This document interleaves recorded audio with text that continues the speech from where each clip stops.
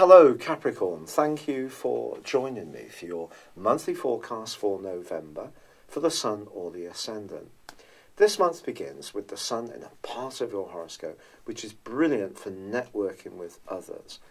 Your links with people can also be aided hugely by your perceptions, your instincts.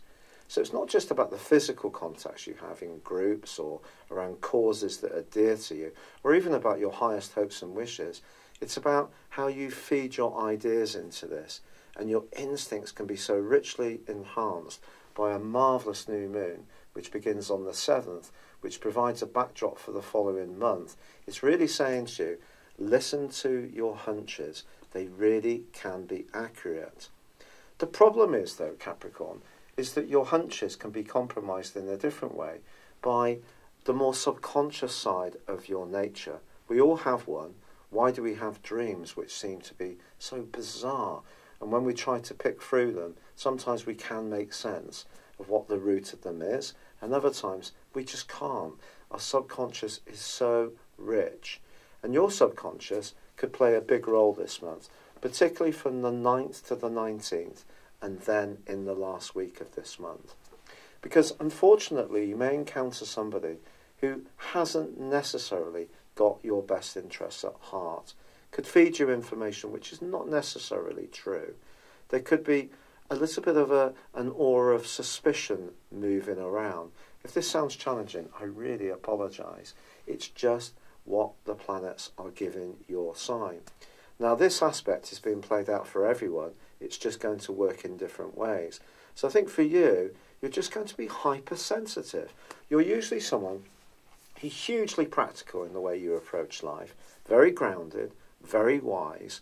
You hear things, you make reasoned judgments within yourself, you'll take soundings from the people you really have respect for, and then you come to an informed position. But your subconscious can keep reaching out to you this month. It's nibbling into the back of your mind. So little worries or anxieties about what people have said or how they've said it could really have an impact on the way you can embrace your sensitivity in a more positive way. So the key to this month, I think, is to not be knocked off course. It's to hold firm with what's important to you. But you are about to enter a journey, not just this month, but over the next year, which is more reflective. And this is coming from the role of Jupiter. Now, you probably know that Jupiter is about fortune traditionally, but it's really about enrichment. It's about growth. It's about expansion. Now, that expansion can happen in terms of, having a bit of success with money or business or entrepreneurship, for sure. But it can also happen in terms of the more philosophical side of our nature. And that's going to expand hugely for you from the 9th right through to the start of December 2019. So a fantastic opportunity before it enters your sign for that last month, give or take a few days of next year, to really get much clearer about your deepest needs and your deepest motivations. And also become a bit more tuned in to how other people operate too. Now, if you're someone who's very interested in all this anyway, it's just going to heighten you to a new level, a very, very high level of perception. If it's something that's a bit newer to you, personal development, you could find yourself reading a lot more self-help books, psychological manuals, a lot more stuff on astrology, being more interested in psychic phenomena and so on. And this can be a beautiful journey, but it's a journey that begins this month with a degree of, I think, potentially being much more attuned to not necessarily positive energy.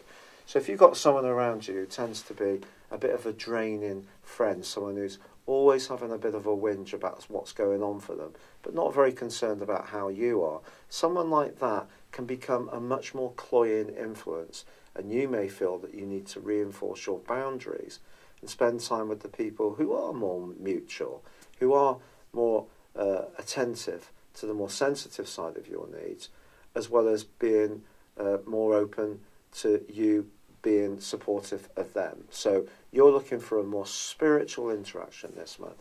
If you get it, it really can be wonderful. If you don't, it can drain you. So be cautious around gossip. Be cautious around people who seem to have hidden agendas. People who suggest things in a mischievous way. All this stuff, especially through social media, just seems to be rampant these days. So many people just seem to get off in saying something unkind. If you can cocoon yourself away from this a little bit, I think it's going to be a smart thing to do. Now, in a more practical dimension, from the 9th to the 14th, the Sun in Scorpio forges an amazing link to Pluto in your sign. And if you do want to make progress about something that is focused on your future and you've got strong belief in, you can take some giant steps across those days. Go for it, in other words. Now, Uranus is going to be moving back into your sector of home, family and emotions on the 7th, where it's going to be until early March next year. This may make you a bit restless. There could be comings and goings at home. You may want to move the furniture around, strange as it seems, create more space, downsize, upsize, see things in a new and fresh way around your family life, around your need for intimacy, at other times your need for space.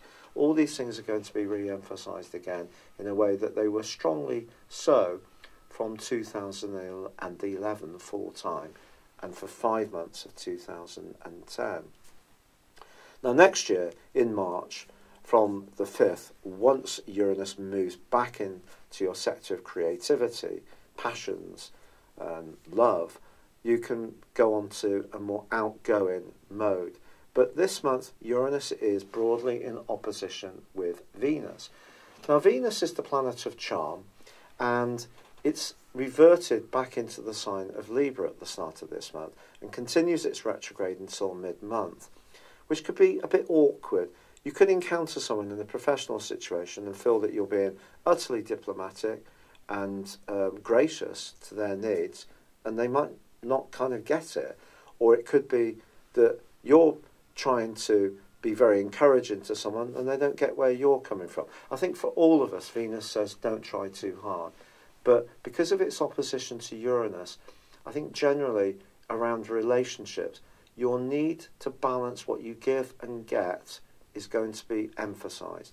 And it could be within a family situation or an existing tie, I think more than somebody new. However, it is also true to say that as this month progresses, the change of sign of Mars is truly significant.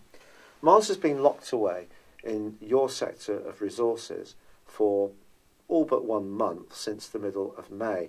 And for much of that time it was in an argument with Uranus and may have seen you feeling a little bit frustrated if there's been a lack of joy in your life in any way.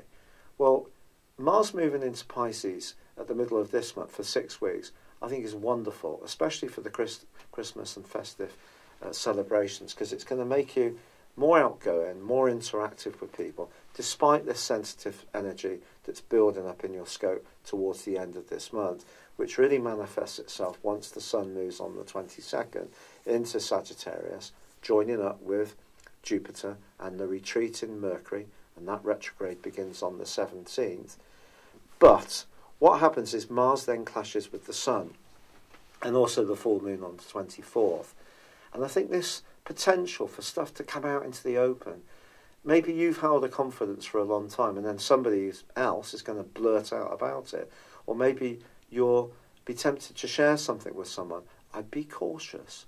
It might end up in the public domain. Just generally there's going to be an impulsiveness towards the end of this month amongst everyone because the Sun squares with Mars. And the Sun in Sagittarius is a very garrulous influence. It is very open, isn't it? Let's be honest about it. Quite counterintuitive to you, who tends to be a bit more cautious. Your sense of humour, which as you know is the thing I love most about Capricornian people, is going to continue to be a great strength to you. But I do feel that this is a month where you're going to need to make a transition, really, from a time which has been more social to one that's going to be more reflective. It doesn't mean to say you can't be social, but I think it's a question of quality over quantity. And if you're someone who's usually quite busy on the social front, you might find yourself just being a bit more cautious about who you spend time with. Those draining influences are definitely possible. So care with information of all kinds, written, spoken, text messages, and care about who you spend time with, who you open up to, because the stars are asking you to work into a much deeper realm within your being, and there's not going to be everyone who's suitable to accompany you on the journey. It's been a real pleasure being with you, Capricorn. I'm so grateful for all the lovely comments and kind suggestions that have been sent in regarding my rheumatoid arthritis, which I'm battling to get on top of. Thank you so much. I'd love it if you would like or comment on this video, or if you've yet to do so, please do subscribe to this channel. Thank you. Hello, thank you so much for watching my video. I'd love you to join me at my Horoscope Ace app. You can find this at www.horoscope-ace.com. You can use it through Android, iOS, Apple or Facebook. Check out your ascendant or your moon sign, or download your free birth chart. There's all your favourite videos, plus there are daily, weekly, monthly and yearly horoscopes for general, love, Chinese and Indian astrology. If your passion is tarot, there's my brilliant 3-card money or love tarot readings too. And it's all there at www.horoscope-ace.com. Thank you.